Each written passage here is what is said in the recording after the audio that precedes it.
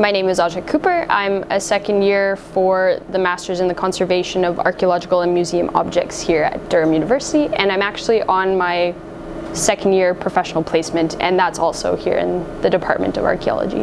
I got into conservation March 2011. I was talking to a teacher about conservation, and at the same time I was working with an archaeologist and they were talking about conservation. I put two and two together.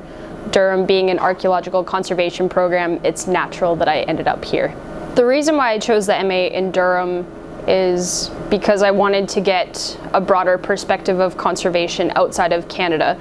There's very few courses, it's very competitive and fairly limited in scope, so I wanted to see what other schools were out there and what they had to offer, and Durham had the best fit for the theoretical and the practical. They brought both elements together right away.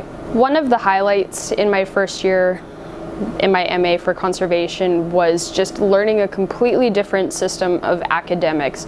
I'm used to a very theoretical and conceptual background, but being forced into a more analytical, critical, scientific environment, it's really reinforced the way that I think and interact in regards to conservation.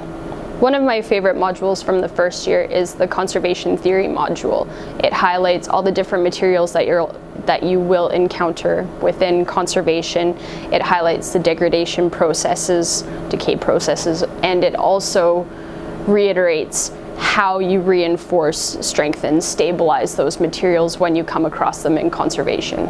One of the case studies of conservation theory in practice that I'm working on is for my dissertation. One of my research projects involves looking at conservation cleaning treatments and their effect on the material surface. In this case, it's archaeological coins.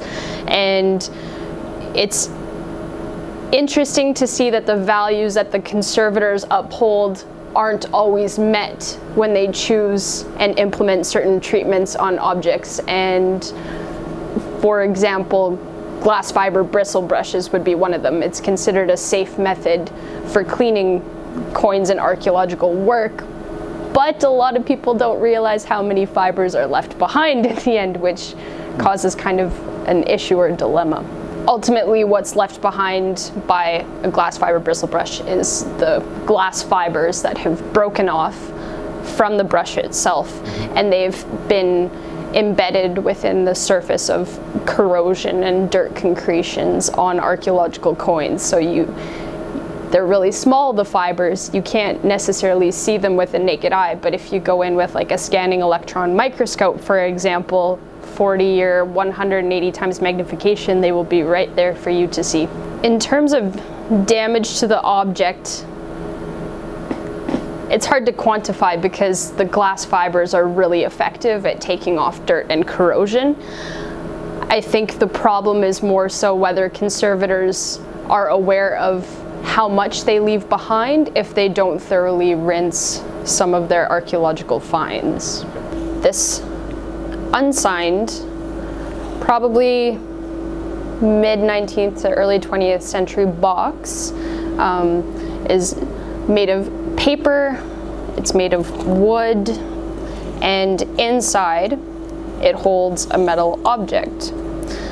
The metal object itself is a horologist depthing tool. It's from Switzerland, and the depthing tool is made of brass and steel.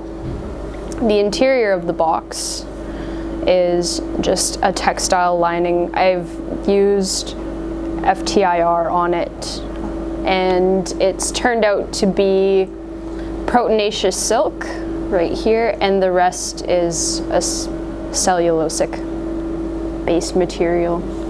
When I first received this box, it was falling apart at all of the hinges. The weight of the depthing tool was too much for the base.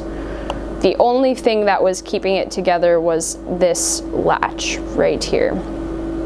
So when I was doing my conservation treatments, I had to think about stabilizing the wood joins. I had to think about if I wanted to restore the paper edges. Those were primarily the two tasks that I did and I only kept within absolute losses of the paper. I adhered Japanese tissue paper, hinges to the wood with Butvar B98 in toluene and ethanol, and the box is as strong as ever now. I'm really impressed with this box. What I want to do after the program is very tough. The answers change all the time. I would love to go back into the archaeological field because that's the reason why I got into the program in the first place.